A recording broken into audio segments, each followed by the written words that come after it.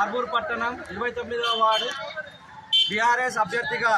మా జీవనన్న గారు బలపరిచినటువంటి మా అమ్మగారు మల్యాల వందన గారు, వారికి మా కాలనీ మొత్తము, మా వార్డు మొత్తము ఏదైతే మునీర్ నగర్, కమలానగర్ కాలనీ, మంతాని బ్లాక్, ముస్లాబాద్ గల్లీ అందరూ కూడా, ఓల్డ్ బస్ స్టాండ్ అందరూ కూడా ప్రతి ఒక్కరు కూడా ఆశీర్వదించి ఈరోజు ఆమెను మేము గెలిపిస్తాము. గతంలో రాజాబాబు గెలిచినప్పుడు మంచి అభివృద్ధి జరిగింది, ఆ తర్వాత ఎటువంటి అభివృద్ధికి నోచుకోలేదు మా వార్డు అని చెప్పి ప్రతి ఒక్కరు కూడా ముక్తకంఠంతో చెప్పి ఈరోజు స్వచ్ఛందంగా వాళ్ళే బయటికి వచ్చేసేసి అన్న మిమ్మల్ని గెలిపించుకుంటాము, ఇంకా మాకు గల్లీలో చాలా పనులు మిగిలిపోయి ఉన్నాయి కాబట్టి అవన్నీ కూడా పూర్తి చేసుకొని ఇంకా మనం అభివృద్ధి బాటలోకి వెళ్ళేసేసి రానున్న కాలంలో ఏదైతే మన జీవనన్న గారు మళ్ళీ ఇప్పుడు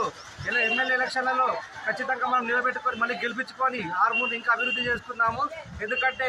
2 సంవత్సరాలు అయింది కాంగ్రెస్ ప్రభుత్వం వచ్చి, ఎటువంటి అభివృద్ధికి నోచుకోలేదు, ఏ వార్డు కూడా అభివృద్ధికి నోచుకోలేదు, ఎక్కడికక్కడ పనులన్నీ పెండింగ్ ఉన్నాయి. మరి అన్ని పనులు కావాలంటే ఖచ్చితంగా మళ్ళీ బీఆర్ఎస్ ప్రభుత్వం కావాలి. ఇప్పటి నుంచే మనము స్టెప్ బై స్టెప్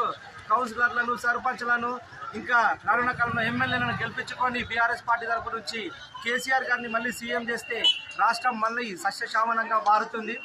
అందుకు తోడుగా మా వార్డు నుంచి ప్రతి ఒక్కరు ఇంటింటికి ఇద్దరు చొప్పున మళ్ళీ ప్రతి ఒక్కరు కూడా మా యూత్ కానీ, ఆడవాళ్ళు కానీ, పెద్ద మనుషులు కానీ అందరూ కూడా స్వచ్ఛందంగా సపోర్ట్ చేసి మనకి పనులు ఉన్నాయి, నీటి సమస్య ఉంది, ఇక్కడ కొంచెం మిగిలిపోయి ఉన్నది, ఇంకా ఏదైతే ఫంక్షన్ హాల్ కట్టుకునేది ఉంది అవన్నీ కూడా మనము చేసుకుందామని చెప్పేసి నువ్వు ఉంటేనే